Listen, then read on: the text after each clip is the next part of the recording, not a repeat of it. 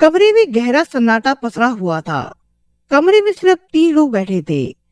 SP इरज राजा के सामने Loni circle के सीओ रजनीश कुमार उपाध्याय और लोनी बॉर्डर के थाना प्रभारी सचिन कुमार थे। पिछले 24 घंटे में उस पेचीदा मामले ने तीनों अफसरों के दिमागों को हिलाकर रख दिया था। कत्ल की उस वारदात में कई ऐसे पेच थे जिसने सवालों का अंबार खड़ा कर दिया था। उन्हीं उलझी हुई कड़ियों को जोड़ने के लिए तीनों अधिकारी माथापच्ची कर रहे थे, लेकिन अभी तक कोई ऐसा क्लू हाथ नहीं आ रहा था जिससे कि कत्ल की इस वारदात का अंतिम सिरा उनके हाथ आ सके।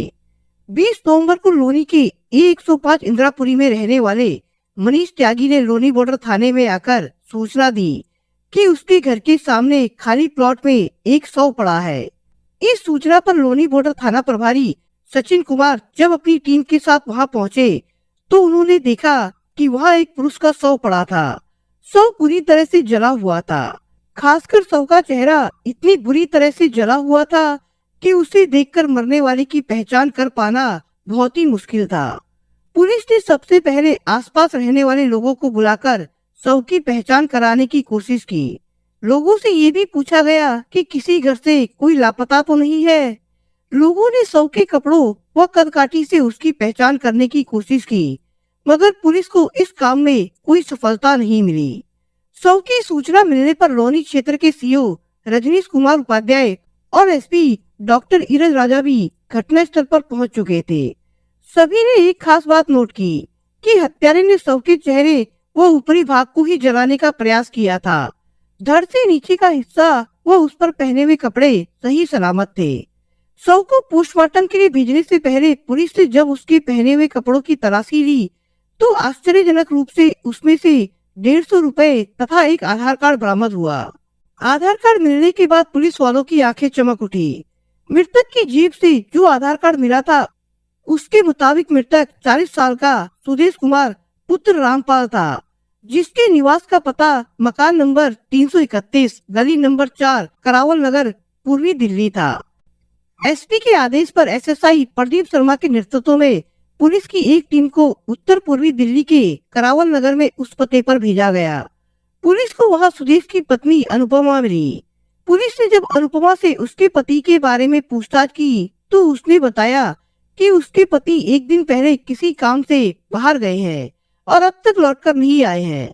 आशंकित अनुपमा ने जब पुलिस से इस पूछताछ का कारण जानना चाहा तो पुलिस को बताना पड़ा कि उन्हें लोनी बॉर्डर के इंदिरापुरी इलाके में एक जला हुआ शव मिला है, जिसकी जेब में वो आधार कार्ड मिला है, जिसकी वजह से वो उनके घर पहुंचे हैं। हाँ, शव उन्हीं का होगा, क्योंकि वो आधार कार्ड हमेशा अपनी जेब में रखते थे। कहते हुए अनुपमा ठीक उसी तरह धाड़े मारकर रोने लगी जैसे आमतौर पर एक औरत अपने पति की मौत के बाद विलाप करती है। देखिए, आप रोना बंद कीजिए, क्योंकि मरने वाली की जेब से जो आधार कार्ड मिला है वो आप ही के पति का है, इसलिए पहले आप शव की पहचान कर दीजिए। हो सकता है जो शव मिला है वो आपके पति का ना हो। कहते हुए दिलासा देकर एसएसआई प्रदीप शर्मा अनुपमा व उसके बेटे को अपने साथ ले गए। तब तक थाना प्रभारी सचिन कुमार, एसपी व सीओ उपाध्याय के कहने पर शव का पंचनामा तैयार करके उसे पोस्टमार्टम के लिए भिजवा दिया गया था। एसएसआई प्रदीप शर्मा अनुपमा व उसके बेटे को लेकर वहीं पहुंच गए। उन्होंने जब अनुपमा को शव दिखाया तो अनुपमा का विलाप और भी ज्यादा बढ़ गया। अब जबकि शव की पहचान सुदेश कुमार के रूप में हो चुकी थी और उसकी पत्नी ने ही पहचान की थी, इसलिए पुलिस ने शव को पोस्टमार्टम के लिए भेज दिया। उसी दिन शव का पोस्टमार्टम हो गया और पुलिस ने सुदेश का शव उसकी पत्नी अनुपमा के सुपुर्द कर दिया। अनुपमा ने उसी शाम अपने परिजनों व जान पहचान वालों की मौजूदगी में शव का अंतिम संस्कार भी करवा दिया। सवाल था कि सुदेश की हत्या क्यों और किसने की है और शव को इतनी दूर ले जाकर ठिकाने लगाने व उसकी पहचान मिटाने का काम किसने किया है। इस गुत्थी को सुलझाने के लिए गहन जांच पड़ताल की जरूरत थी। इसलिए डॉक्टर इरज राजा ने सीओ रजनीश कुमार के नेतृत्व में एक टीम गठित कर दी। पुलिस ने जांच पड़ताल शुरू कर दी थी। इसके लिए सबसे पहले पुलिस टीम ने सुदेश कुमार की जन्म कुंडली खंगालनी शुरू की, क्योंकि आमतौर पर जब कातिल गुमनाम हो तो कत्ल का सुराग मरने वाले की जन्म कुंडली में ही छिपा होता है। पुलिस की टीम ने सुदेश कुमार की पत्नी, उसके बेटे वह आस पड़ोस के लोगों से जाकर पूछताछ शुरू की तो चौंकाने वाली जानकारी सामने आई। दरअसल जिस सुदेश के कातिल को पुलिस तलाश कर रही थी, उसके बारे में जानकारी मिली कि वो तो खुद एक कातिल है और इस समय पेरोल पर है। दरअसल अपने घर में ही परचून की दुकान चलाने वाले सुदेश के परिवार में पत्नी अनुपमा के अलावा 2 बच्चे थे, 17 साल का बेटा सुनील और 13 साल की एक बेटी वंशिका। लेकिन बेटी इलाके के खराब माहौल के कारण गंदी सोहबत की शिकार हो गई और कम उम्र में ही उसके इलाके के लड़कों से प्रेम संबंध बन गए। सुदेश व उसकी पत्नी ने बेटी को कई बार डांट फटकार कर उसे समझाना चाहा, लेकिन उस पर इसका कोई असर नहीं हुआ। एक दिन ऐसा हुआ कि सुदेश की बेटी इलाके के एक युवक के साथ घर से भाग गई। इसके कारण इलाके में उनकी बहुत बदनामी हुई। काफी भागदौड़ के बाद बेटी घर तो वापस आ गई, लेकिन अपमान का घूंट सुदेश से पिया नहीं गया। उसने इस घटना के बाद मार्च 2018 में वंशिका की हत्या करके उसके शव को मंडोला में आवास विकास कॉलोनी के पास खाली जमीन पर फेंक दिया। इसके बाद उसने करावल नगर थाने में बेटी की गुमशुदगी का मुकदमा दर्ज करा दिया। बाद में वंशिका का शव बरामद होने के बाद पुलिस ने जांच पड़ताल के बाद सुदेश को अपनी बेटी की हत्या के आरोप में जेल भेज दिया था। तभी से सुदेश मंडोली जेल में बंद था। लेकिन 2021 को कोरोना की दूसरी लहर में जब सरकार ने विचाराधीन कैदियों को पेरोल पर छोड़ने का फैसला किया तो 21 मई को सुदेश को भी अंतरिम जमानत पर रिहा कर दिया गया था। उसी वक्त से सुदेश अपने बच्चों के बीच था। 21 नवंबर को सुदेश की पेरोल अवधि खत्म हो गई थी। वो जेल में पेश होने के लिए गया, मगर वहाँ किसी कानूनी अड़चन के कारण उसे जेल में नहीं लिया गया और उसे 22 दिसंबर 2021 दूसरी डेट पर जेल में पेश होने के लिए कहा गया। लेकिन इसी बीच किसी ने बेदर्दी से सुदेश की हत्या कर दी। ऐसा कौन था जिससे सुदेश की ऐसी दुश्मनी थी कि वो उसकी इतनी बेदर्दी के साथ हत्या कर देगा? ये सब जानने के लिए पुलिस ने सुदेश की पत्नी व उसकी जान पहचान वालों से खूब कुरेद कर पूछताछ की, मगर सुदेश की हत्या का कारण वो उसकी कातिल का कोई सुराग नहीं मिल सका। पुलिस को ना तो किसी से सुदेश की दुश्मनी का सुराग मिल रहा था और ना ही किसी से लेन देन के विवाद की खबर मिल रही थी। लेकिन एक ऐसी बात जरूर थी जिसके कारण जांच की कवायद से जुड़े एसपी इरज राजा, सीओ रजनीश उपाध्याय और थाना प्रभारी सचिन कुमार उस पर घंटों से माथापच्ची कर रहे थे। दरअसल गहराई से पड़ताल करने के बाद कुछ ऐसे सवाल उभरे जिनका पुलिस को जवाब ढूंढना था। पुलिस को शव की जेब से सुदेश कुमार का आधार कार्ड तो मिल गया था, लेकिन जो एक बात हैरान कर रही थी वो ये कि शव बेशक बुरी तरह जला हुआ था, लेकिन जेब में पड़ा आधार कार्ड बिल्कुल सही सलामत था, जिसे देखने से लगता था कि शायद ये कार्ड किसी ने आग बुझाने के बाद शव की जेब में डाल दिया हो। बस यही बात थी जो पुलिस को लगातार खटक रही थी, क्योंकि अगर किसी ने सुदेश की हत्या करने के बाद उसके चेहरे को इसलिए जलाया था कि उसकी पहचान ना हो सके, तो भला वो कातिल उसकी जेब में आधार कार्ड क्यों छोड़ेगा? दोनों ही बातें एकदम विरोधाभासी लग रही थी और शक पैदा कर रही थी। शक का एक दूसरा कारण और भी था, क्योंकि सुदेश की मौत के बाद जब उसके शव का पोस्टमार्टम हो गया तथा उसका अंतिम संस्कार हो गया तो 3 दिन बाद से ही उसकी पत्नी लोनी बॉर्डर थाने में आकर पुलिस से सुदेश की मौत का डेथ सर्टिफिकेट देने की मांग करने लगी। जिस महिला के पति की मौत होती है वो तो महीनों तक अपने गम व सदमे से उबर नहीं पाती, लेकिन दूसरी तरफ अनुपमा हर रोज थाने आकर पुलिस से अपनी पति की मौत का सर्टिफिकेट देने की मांग कर रही थी। पुलिस के लिए उसका व्यवहार बड़ा अटपटा था।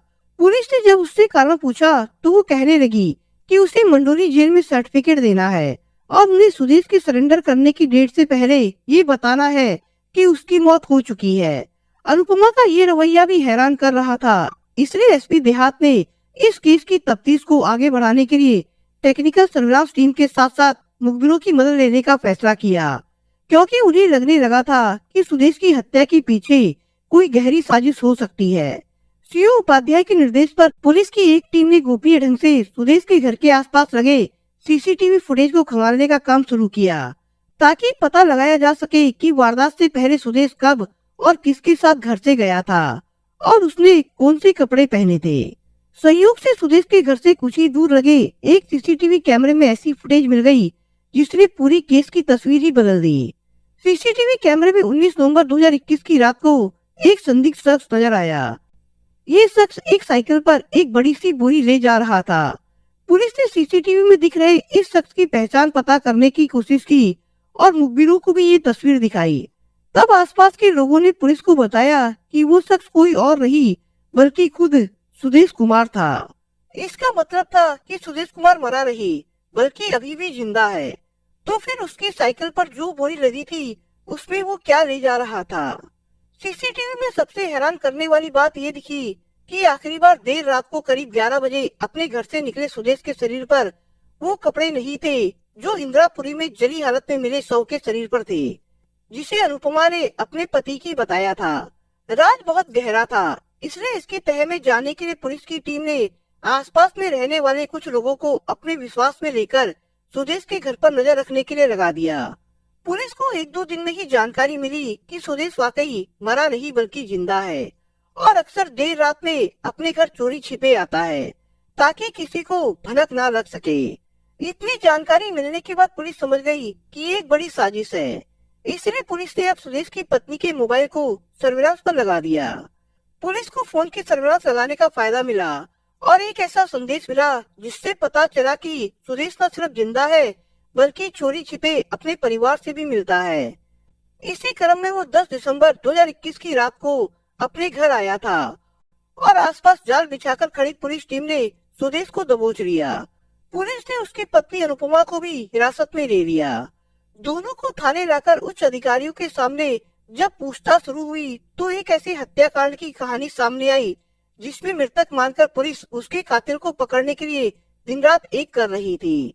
लेकिन पता चला वो न सिर्फ जिंदा है बल्कि उसने खुद को मरा साबित करने के लिए किसी और की हत्या करके उसे अपनी पहचान दे दी थी और इस काम में उसकी पत्नी ने भी उसकी पूरी सहायता की थी। सुदेश व उसकी पत्नी से पूछताछ में पता चला कि 22 दिसंबर को इसे वापस जेल जाना था। जब वो जेल में था तो उसे साथी कैदियों ने बताया था कि जिस तरीके के सबूत उसके खिलाफ है उसके मुताबिक उसे सजा मिलनी तय थी और कम से कम उसे उम्र कैद की सजा मिलेगी। जब 21 नवंबर को उसे जेल में नहीं लिया गया तो उसने सोचा कि शायद ऊपर वाला भी नहीं चाहता कि वो जेल जाए। इसके बाद से ही उसने इस बात पर दिमाग लगाना शुरू कर दिया कि कैसे जेल जाने से बचा जाए। कई दिन तक खूब दिमाग लगाया लेकिन कोई तरकीब नहीं सूझी। अचानक एक दिन टीवी पर एक फिल्म देखकर आइडिया उसे मिल गया जिसमें जेल से भागी एक कैदी ने किसी आदमी की हत्या कर उसे अपने कपड़े पहनाकर उसके चेहरे को जला दिया और पुलिस ने मान लिया कि कैदी मारा गया है। ये आइडिया आते ही सुदेश ने दिमाग लगाना शुरू कर दिया कि वो खुद को इसी तरह जेल जाने से बचा सकता है। सुदेश ने जब अपनी पत्नी को दिल की बात बताई तो थोड़ी नानुकुर के बाद अनुपमा को भी ये बात पसंद आ गई। वैसे भी कौन पत्नी नहीं चाहेगी कि उसका पति जेल जाने से बच जाए। काफी विचार विमर्श के बाद सुदेश व अनुपमा ने इस काम के लिए एक मजदूर का इंतजाम करने के लिए अपनी छत को ठीक कराने का बहाना बनाया। इसके लिए सुदेश 18 नवंबर 2021 को लेबर चौक गया और अपनी कदकाठी के एक मजदूर जिसका नाम दोमन रविदास था और वो बिहार के गया जिले के अतरी का रहने वाला था, उसको लेकर अपने घर आया। 18 नवंबर को सुदेश ने पहले दिन अपनी छत की स्लैब डलवाई। मजदूर रविदास के कपड़े काफी पुराने व फटी हालत में थे, लिहाजा सुदेश ने उसे अपना ट्रैक सूट पहनने के लिए दे दिया जिसकी जर्सी कॉफी कलर की थी और लोअर नीले रंग का था। अगले दिन भी काम होना था, इसलिए सुदेश ने रविदास को अगले दिन फिर से आने के लिए कहा। 19 नवंबर को दोमन रविदास उसी के कपड़े पहनकर फिर से काम पर आया। शाम होते होते जब काम खत्म हो गया तो शाम को दारू पार्टी के बहाने रोक लिया। दोनों ने शराब पीनी शुरू कर दी। इस दौरान सुदेश खुद कम शराब पीता रहा जबकि उसने रविदास को बड़े बड़े पैक पिलाने शुरू कर दिए। रात करीब 9 बजे रविदास को खूब नशा हो गया। इस दौरान सुदेश और अनुपमा ने पहले ही तय कर लिया था कि उन्हें क्या करना है। इस दौरान उन्होंने चारपाई के पाए से रविदास के सिर पर ताबड़तोड़ वार करके उसकी हत्या कर दी। ये बात बेटे सुनील को पता नहीं चले, इसलिए उसने सुनील को अपनी परचून की दुकान पर बैठने के लिए भेज दिया था। सुदेश ने पहले ही तय कर लिया था कि वे रविदास की हत्या करके उसे सुदेश के रूप में अपनी पहचान दे देंगे। इसलिए एक दिन पहले उसने अपना ट्रैक सूट रविदास को पहनने के लिए दिया था ताकि वो खुद को दुनिया की निगाहों में मुर्दा करार दे सके। इसके लिए भी उसने पूरी प्लानिंग कर ली थी। सुदेश और अनुपमा को जब इत्मीनान हो गया कि रविदास की मौत हो चुकी है, तो कमरे को पानी से साफ करके उसके शव को पहले एक पन्नी में लपेटा। उसके बाद उसे बोरी में भर दिया। रात को करीब 11 बजे जब इलाके में सन्नाटा पसर गया और उसका बेटा भी सो गया, तो सुदेश बोरे में भरे रविदास के शव को साइकिल पर रखकर लोनी बॉर्डर थाना क्षेत्र की इंदिरापुरी कॉलोनी में खाली प्लॉट पर ले गया। वहां शव को बोरी से निकालकर उसके चेहरे को जला दिया ताकि शव की पहचान ना हो सके।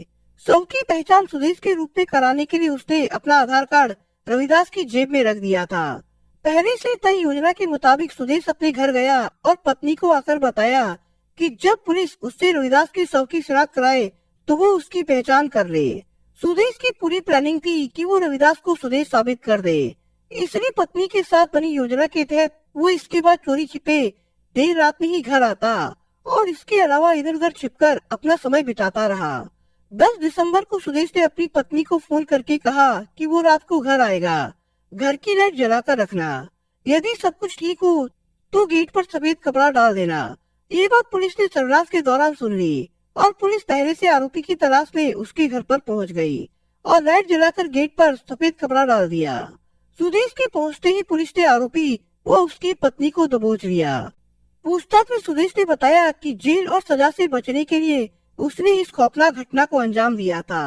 जेल जाने से बचने के लिए उसने अपनी पत्नी के साथ मिलकर ये साजिश रची थी, लेकिन उसने पहली भूल ये कर दी कि काफी प्रयास के बाद भी अपनी ही कदकाठी के मजदूर को नहीं तलाश सका था।